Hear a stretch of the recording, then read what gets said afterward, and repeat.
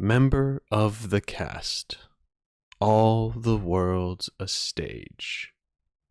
Applaud and rejoice, for it is I, TheRoschi, and I'm back with another reaction, this time reacting to Furina's teaser and character demo. Probably the best that Genshin has put out thus far. And just based on names and thumbnails to these videos, I feel like there's going to be very different vibes between them. If I could make a prediction real quick, I'm guessing that one is going to be a little more bubbly, lighthearted, fun, and another one is going to be a little more serious and possibly darker and kind of melancholy. Now, I'm aware that many of you have been playing the Archon quest and most of you have probably completed it by now. However, there are still some people who haven't, especially me, so in the comment section, if you can refrain from any spoilers, that would be great. I am going to be speculating, I am going to be asking questions, but don't feel like you have to answer them if it's going to give away the plot. It's mostly just how I think. I say things out loud and then words. Some of you know this, some of you don't, but I have a background in animation. So I'd like to look at this from that perspective. So with that said, let's get into it.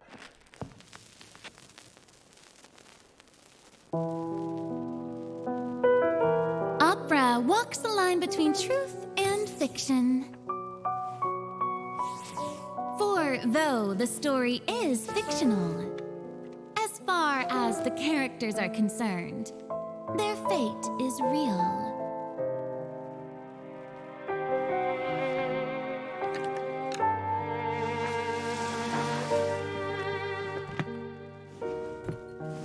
Therein lies the rub. Are you and I the audience, or characters on the stage? Nobody can know for sure. After all, nothing is easier to fool than the senses. We know only one thing for certain, that the prophecy is true. Because in this show, the prophecy is a part of all characters' fates. Don't believe me? So, you still haven't noticed that I'm not even speaking to you. This is just a recording playing in your head.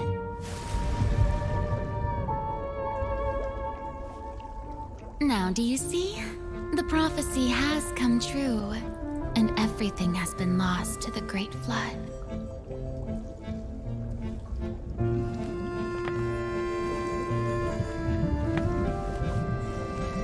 And you are the only one I have left.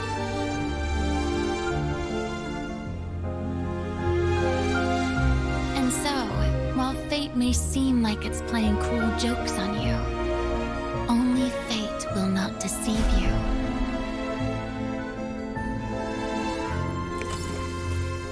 Unless you can first deceive fate itself.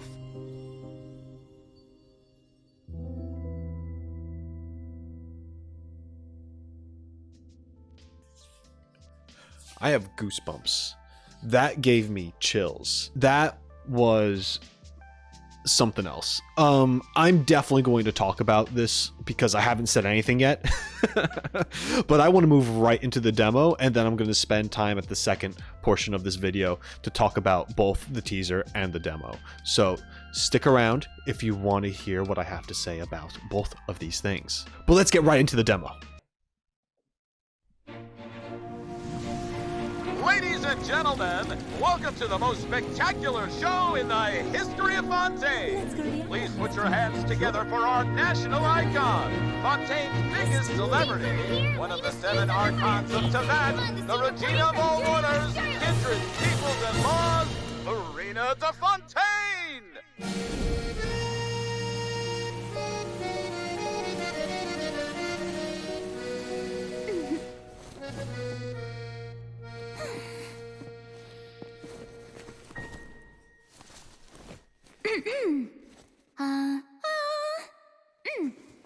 Vocal cords ready, blood sugar replenished. Let the show begin!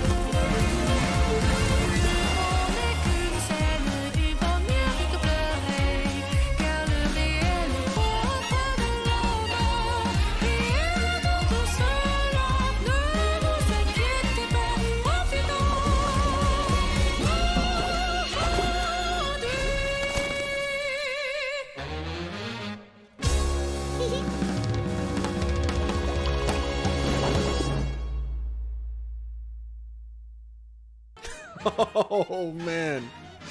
Okay. Initial feelings of the demo.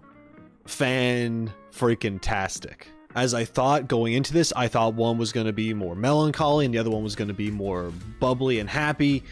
And yeah, okay, so I got the vibes right. Complete emotional switch up here. Teaser was a lot more grim. This demo was just, I don't know, it gave me an energy boost. There's a lot of stuff that I want to talk about that I saw in both of these, and I am definitely going to take my time to do that right now. However, real quick, I just gotta gush some feelings. That demo music was a freaking bop, and when they started singing in French, oh my god, that was good. I've never heard like jazzy French before. That was something. I'm gonna have to look into that. That was great. And then the teaser, the sound effects that were happening in the teaser, you had the rolling of the old film sound. I will say, I cannot emphasize enough how important audio is when it comes to animation, film, even on a stage. Audio is huge. Sound effects are huge. Voices are huge. Anything that you are hearing when you are watching some kind of production, that makes up at the very least 50% of what you are seeing. That's how important it is. For example, you can start a YouTube channel with a potato camera, but if your audio is bad and you have a potato camera, then you're just shit out of luck. I'm gonna be real with you. Ask me how I know. Probably come back to sound effects and stuff as I go into this, but wow, what a trip. All right, so let's talk about this teaser. Some things I really liked about this were the colors and the transitions that were used throughout this. There are so many beautiful, great transitions. Let's see, like we had like that zoom out from the slides to an actual setting, but then that setting was like a set on a stage because of the rope and the curtain. You had the lens cracking, you had the slides flipping. Hello everyone, this is future sleep deprived Roshi coming in with a quick note. I just wanted to say that I refer to these as slides throughout the rest of this video, fully knowing that they are just mirrors. I think I say slides because of the strobe effect in that transition that is there, and the fact that there is a big camera / film motif throughout this whole teaser. So just want to let you know, it's a word that's stuck in my head and it doesn't change. Anyway, just wanted to make you aware of that. I hope you enjoy the rest of it. Lens being removed, above water, in water, and later a teardrop. The overall direction was just mwah. As far as colors and tones go, this trailer is very blue, kind of pastel like in the beginning. You know, flat colors, they're showing slides. Then you have the nice vibrant greens and the pillars, just a nice set, right? And then things just get darker as it continues. You know, as it would the deeper you go into water. Even the very last scene where Furina's sitting in the chair, it's still one of the darkest scenes in this, which symbolizes despair and just negative things in general. She's also crying, not in a happy way, so it's fairly obvious that it means that. There's a lot of simple motions and gestures. There's nothing really too crazy, action-packed that happens in these teasers usually. Not that there needs to be. Genshin Impact has a very particular animation style when it comes to their teasers, and I'm sure you've all noticed. It's not the same style that you would get when you just watch an anime. There is this smoothness to it. I like to call it like there's like a tweening. There aren't very many exaggerated motions with characters. Now, normally I'm a fan of exaggerated poses when it comes to animation, but for this, it works with what it does because when you exaggerate a pose, you're usually doing something very big. Like it's usually very action based. For example, if I was going to animate a character punching, you could have a frame of the person doing the wind up, and then there would be a blurred frame that's all stretchy, proportions are kind of weird, but it happens so fast you barely see it unless if you happen to pause on that exact frame when it goes by. And then the next would be the hit, or even possibly going beyond the hit. The fist might already be past the person's face and their face could already be contorted in another direction. It happens so quick that you might not even need that impact frame. There's a big over-exaggerated wind-up, there's the blur, and there's beyond the impact, and it happens so fast, you're just like, wow, that was powerful. Genshin's teasers do not do that. Instead, they have every frame just smoothed out, leading one into the next thing. In my opinion, if they showed one character interacting with another, let's say punching, because I used that as an example already, in my opinion, it would not look as impactful. But that's not what they do in these teasers, so that makes it 100% okay. Instead, they focus on expression and more subtle movements. People are gripped by what Furina is telling us in this. And the transitions that they show that I also mentioned sell this further. It keeps your mind going. What's happening? What's going on? What's happening next? What's going to happen next? Despite these teasers in general, and you know, this one in particular as well, not being super exaggerated and having these action moments, it still tells some kind of riveting story each and every time. The pace of the animation itself is not at a breakneck speed, nor does it have to be for it to sell us the purpose of it. And regardless, the storytelling is exceptional. Even people who aren't paying attention are at the edge of their seats like, what the fuck is happening? And those who are paying attention are like, oh my god, they're doing the things. I just love the style and the pacing so much. Now let's get into some things that I noticed here. We have both Furinas in this. We have Furina in the white shorts, long hair, and we have Furina in the black with the short hair. And there's a very interesting message being said, and it's been quite a theme throughout all of this Fontaine stuff. Opera walks the line between truth and fiction. What is happening within the story is fictional, yet the fate remains the same. The fate is very, very real. Furina talks about this regarding the prophecy. I've done a lot of speculation as to how the prophecy happens. If it were to happen, Furina here is saying that, oh, it's definitely happening. In fact, it has already happened. That's how happening it is. But the story of which and how it happened may not be the truth. And then we are introduced the problem. Are you and I the audience or the characters? And then she goes on to say that there's no way of knowing because of how easily the senses are fooled. We are constantly being tricked and lied to, and things are not appearing as how they seem. And what I loved about this in particular, what I absolutely loved about this scene right here, is when the screen cracks. Did you notice how it cracked? Furina's hand touching a mirror and having it break. So we have that moment of Furina touching the mirror and it cracking. So let's go over something so far visually. In the beginning, we have the slides showing like the picture book show, right? This entire time, there is a film grain. There's the static rolling of film. There's the little grain, the little glitch happening on screen. This is being recorded, or just is of a recording. But then we have a transition and the mirror break with Furina touching the mirror herself and having it shatter. And Furina, once again, this time reaching out and now removing a lens. Talking about how this is just a recording in your head. Even being a little snarky about like, oh, you didn't realize that this was just a recording, huh? You didn't know that I wasn't really talking to you. This is just in your head. And you know what? This is fair because Furina's mouth, for the most part, isn't really moving, or at least not in the way that these words would be said at the time. Although the visuals, as far as body language go, are being matched for the most part. And then another transition, Furina is underwater, and you see? The prophecy, it did come true. We're all alone by ourselves under the water. And then we are pulled out of the perspective of one of these mech dogs with like the camera head.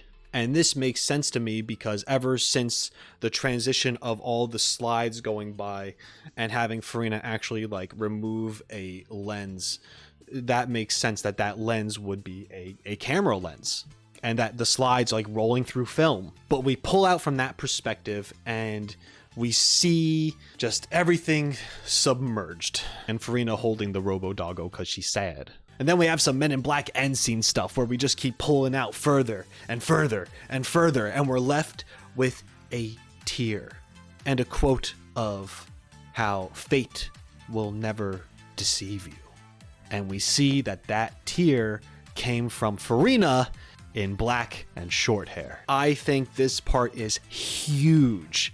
You see Furina sitting there by herself, still very dark, lots of blues, like it's still underwater, even though it's not at this point in time. The tears, she's crying, and she says the final words of this teaser, unless you can first deceive fate itself.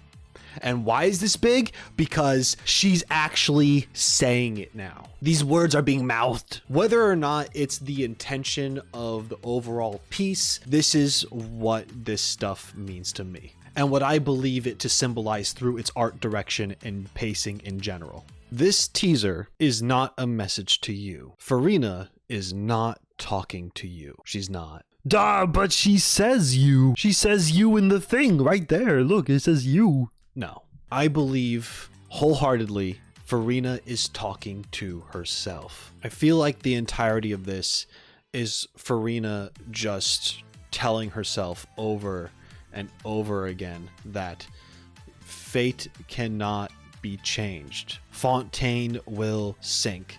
Fontaine will go down. Everyone is going to go away. Their fate is sealed. You're going to be alone. So what I'm getting from this is that it's Furina, or a Furina, telling herself the inevitable is going to happen. You can either watch it or take part. It's going to happen regardless. In fact, it might as well already have.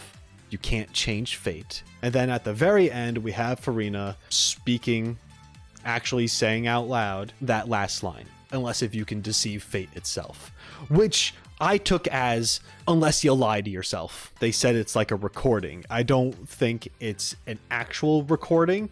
I believe that was just symbolic to show that, like a recording, it repeats.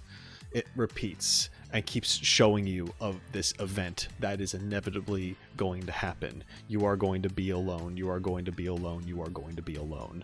She asked if you and I, herself and herself, if they were either the audience or a character in the opera. And this teaser's title is Furina, member of the cast, which means Furina is a member of the cast. That being the case, she takes part and her fate is sealed. This was beautiful. I'm now going to take a look at the description of this teaser. In real life, we've all seen flowers wilt, been caught out in the rain, and heard of ships being lost without a trace. But despite all this, there's something that I am convinced is still worth believing. That, at least on the stage, people's fate is in their own hands. The teaser itself is pretty doom and gloom and, oh boy, all sorts of emotions. But the description here gives a sense of hope, a very slim chance of hope, stating that in real life, people see and experience death and disaster and just not the best of luck. When you're on a stage, it's fictional. Even Furina says the story is fictional, but this has that other little twist at the end of it where it doesn't match what Furina said, because people's fate when on stage is in their own hands. It's so interesting how this pulls and pushes you in different ways, with its just mystery element and that it's sad. Overall, this feeling of impending doom, yet just in the little details of this description, it says that people's fate is in their own hands. That there is something, I know it's just text on a screen, but there's something wild to me about that. From the visuals, to the music, to the sound effects, to its message, to Furina's design. But yeah, amazing, beautiful, loved it. Favorite teaser as of yet. And now it's time to talk about the demo. All right, now talking about Furina's character demo. This was also amazing. And yeah, I'm kind of buying into what people are saying. This might be Genshin's best character demo. As you know what? No, not even might be. I think it just is. This is Genshin Impact's best character demo there is. Furina looks fun to play, but I'm not really going to talk about her gameplay style because there is a collective miscellany for that. So there will be a video on that at some point in time in the near future. But I love Furina's animations. Very smooth, very theatrical. She's very expressive. There's lots of flourishes to what she does with her arms extended and her spins and just how she moves about very elegantly, but with lots of energy at the same time. They somehow managed to capture this carefree attitude with her emotions, but with purpose because they're being done in a particular way. Usually when you are an actor in a film, a play, anything like that, there are these marks. You have to enter a scene, you have to go to specific points on a set, do the gestures you're supposed to do, say the lines you're supposed to make. You have to hit your mark. You have to be where you're supposed to be.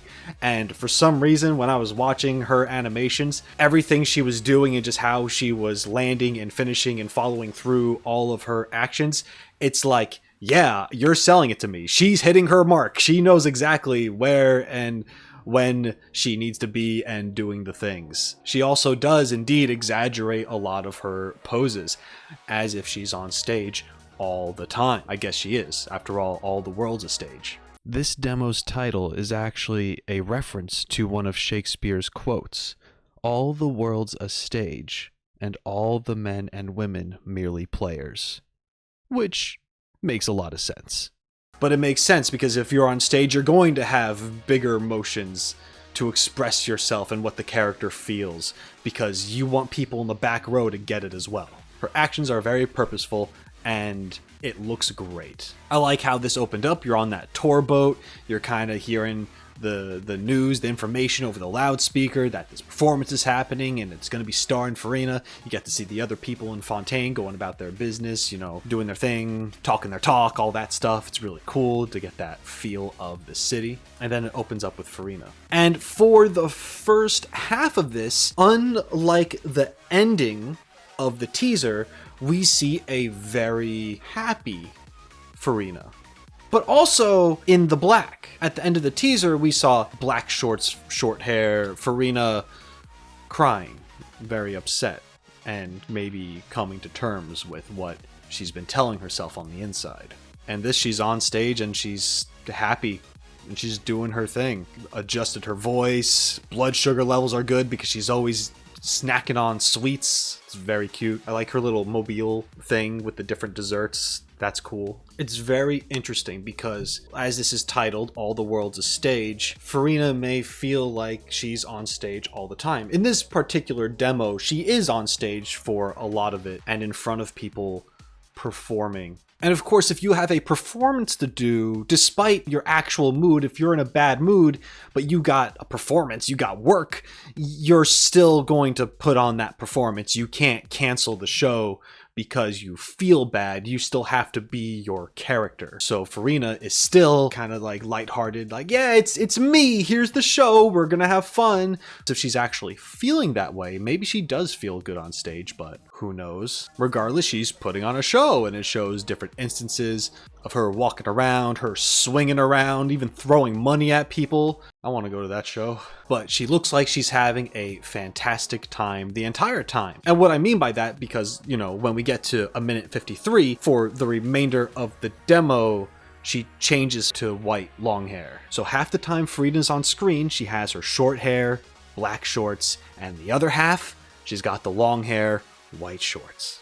And where the first half was putting on a show, making people happy, the second half was also pretty happy and the music is just going off, so it just feels amazing. But it's also very mischievous. And this long-haired white shorts Furina is moving around and it looks like time is frozen in some places. And she's doing things and she's getting involved with stuff, being completely unnoticed. We have a scene with Child running because he's probably gotten himself in trouble. It looks like he was going to get himself in trouble with the 4.0 trailer, so maybe that has something to do with that scene. We have a frozen scene of Navia and Neuvillette being taken away by what I assume to be Navia's men. And she's giggling to herself and even kind of gets up into Neuvillette's face, flicks his hair, and kind of taunts a little bit and goes about her merry way. Furina's looking super interested in that, once again on stage, but no attention's being brought to her.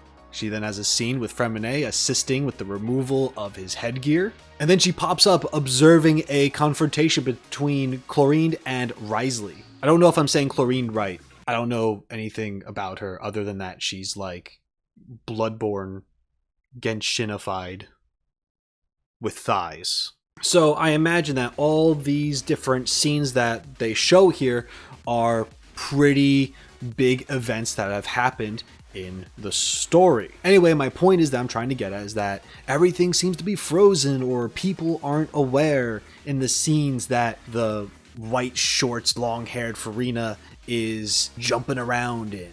She also appears in various sizes, like the Chlorine and Risley confrontation. And this makes me think of a couple things. Either she had some involvement with these events and is rejoicing in these happenings, or she is a pleasant spectator and is enjoying every moment of it. If Furina truly believes that all the world's a stage, then the things that happen within it, all the drama and the twists and turns, it all makes for a spectacular story.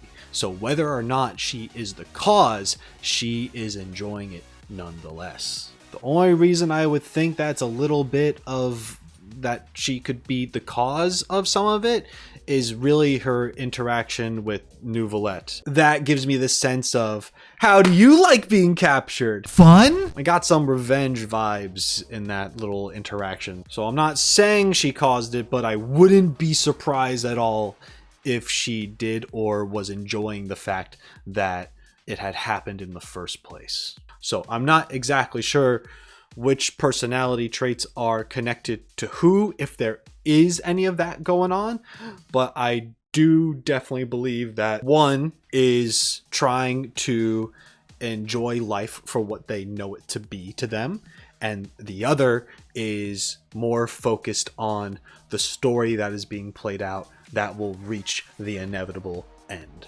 And another thing that leads me to believe that she is a spectator or possibly in control of these things that have happened is that the transition is film and everything rewinds and it moves into Furina's special, which is the pop-up storybook on screen. It's the telling of a story, and that leads to the beginning, and it's her starting all the events that have taken place, possibly.